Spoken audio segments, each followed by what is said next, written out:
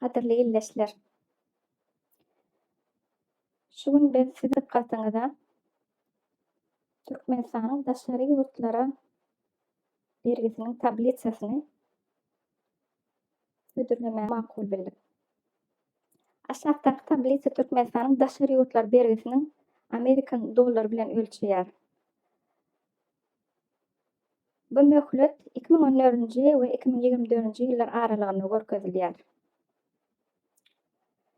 Edil şu senede biziň ýurdumyz daşary ýurdu 16 billion Amerikan dollary bilen borçludyr. Billion diýen sözi 9 sany nollardan ibarat. Ýagny o 100 milliondan geçýär. Şu döwlet bilen biziň bergimiz indiki 4 ýylyň dowamyna 27 billiondan agýar. Tabliçada görebilýär aşağı teredeňizde. Bu döwlet bilen bu bergi gadamly ösüp barýar.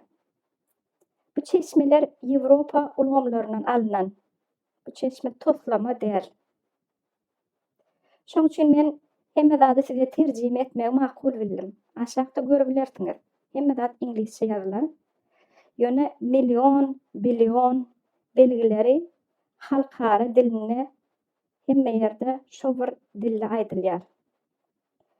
1 billiony ýagny 9 sany noly men 5 million halka bölemdi. Adam başyna her aýda 200 dollar düşýär. Egerde men şo 1 billiony 3 million halka bölemdi. Sebäbi ýurdun içinde 3 million ýa bar ýa ýok.